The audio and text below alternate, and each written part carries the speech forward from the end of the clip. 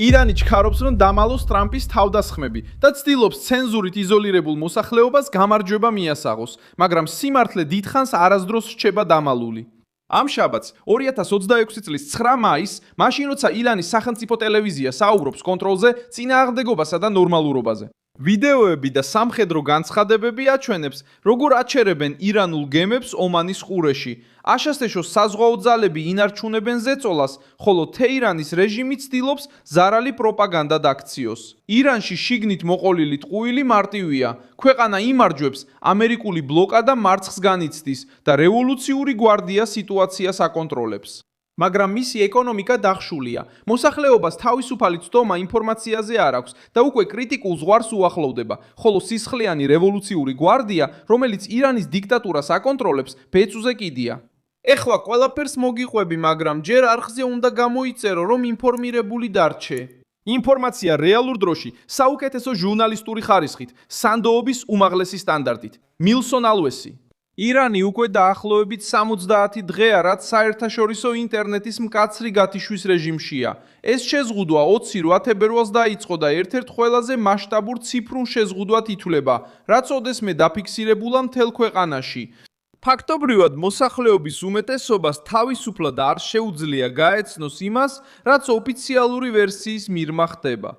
სუდომა ხორციელდება სახელმწიფო ტელევიზიის, სახელმწიფო რადიოს, კონტროლირებადი განცხადებების, შიდა აპლიკაციებისა და მეთვალყურეობის ქვეშ მყოფი ეროვნული არხების მეშვეობით. მაშინ, როცა მხოლოდ ცოტას შეუძლია ალტერნატიული გზებით ბლოკადის გარღვევა, სწორედ ასე ცდილობს თეირანი გამარჯვების ტყუილის შენარჩუნებას.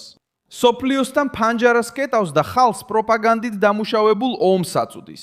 და მალავს იმას, რომ გარეთ ტრამპის თავდასხმები, საზღვაო ბლოკადა და ამერიკის ზეწოლა აგრძელებს რევოლუციური გვარდიის სისუსტის გამომჟღავნებას იმავე მოსახლეობის წინაშე, რომლის დაცვასაც ის ირწმუნება.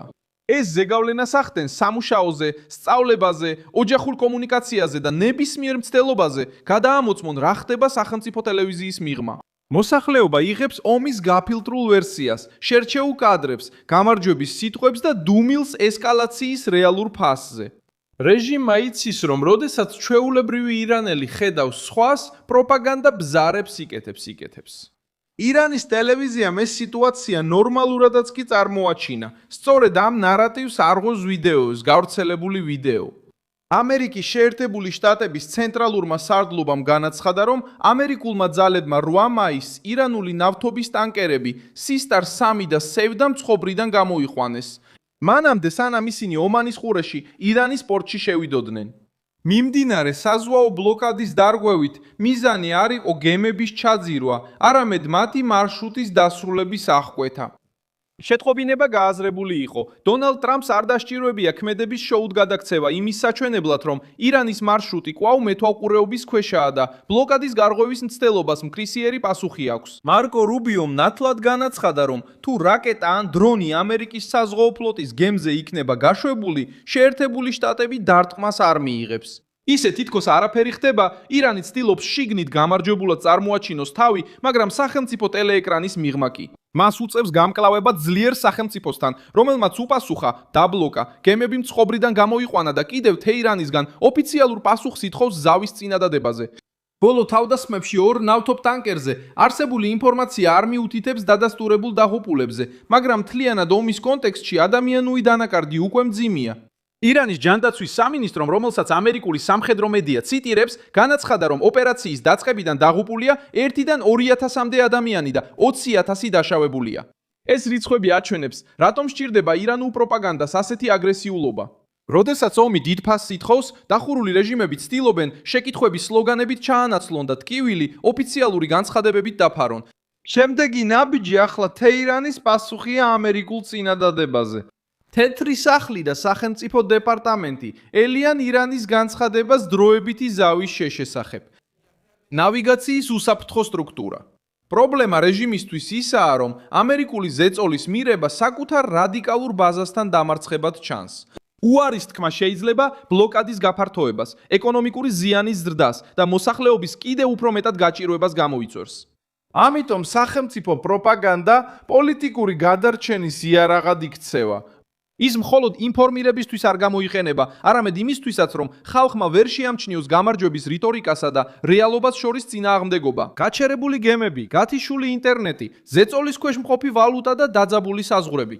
თავად ირანის ისტორია აჩვენებს, თუ როგორ შეიძლება ასეთი ტყუილი ძვირად დაუჯდეს ქვეყანას, როგორც ეს მოხდა ირანსა და ერაყს შორის ომის დროს 80-იან წლებში.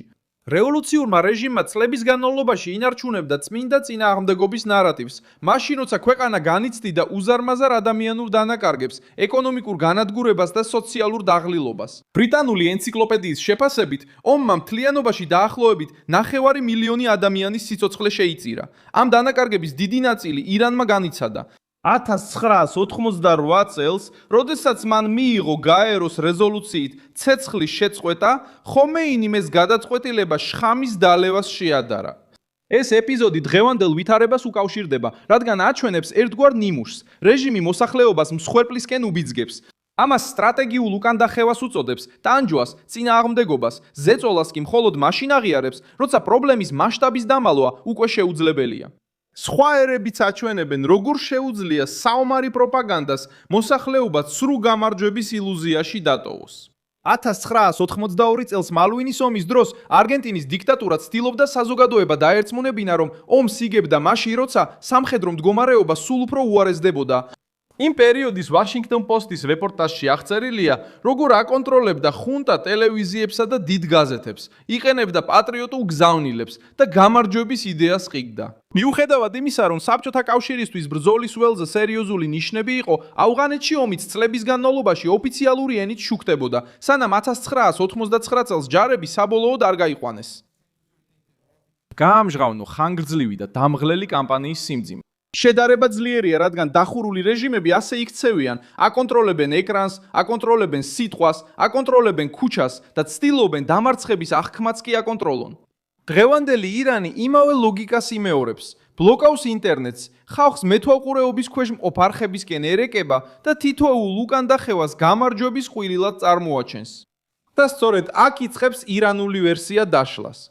თუ თეირანი ასე მარტივად იმარჯვებდა, არ დასჭირდებოდა ცდომის შეწყვეტა, ნარატივის კონტროლი, კრიტიკული ხმების დაპატიმრება, მოსახლეობის ადგილობრივ აპლიკაციებში გადაყვანა და იმის თქმა, რომ ყველაფერი ნორმალურადაა. სანამ ბლოკადა გრძელდება, გათიშული ნავთობზიდების ვიდეო არა მხოლოდ სამხედრო მოქმედებას აჩვენებს, არამედ რეჟიმის სირთულესაც რომ დამალოს. ტრამპმა მტკივნეულ წერტილზე დააჭირა ხელი. რევოლუციური გვარდია ცდილობს ძალაუფლების შენარჩუნებას დაშინებით, ცენზურითა და პროპაგანდით, მაგრამ რეალობა ამ ფარდას მაინც აღწევს. გემებს აჩერებენ, მოლაპარაკება კვლავ დღის წესრიგშია. და ირანის მოსახლეობა იხდის ფასს რეჟიმის გამო, რომელიც გადარჩენისთვის ტყუილს ამჯობინებს, ვიდრე აღიაროს, რომ საკუთარი ერი სახიფათო კრიზისში ჩააგდო. მე ვარ მილსონ ალვესი, საერთაშორისო საკითხების სპეციალისტი და ჩემი მიზანია ყოველდღე მოგაწოდოს სანდო ინფორმაცია სიმართლით. ახალი ამბების ბულები ვიდეოს აღწერაშია. დალაიქე ეს ვიდეო, გამოიწერე არხი და ბოლოს გადახედე კომენტარებს, რომ კიდევ უფრო მეტად ჩაერთო ჩვენ საზოგადოებაში. მილსონ ალვესი,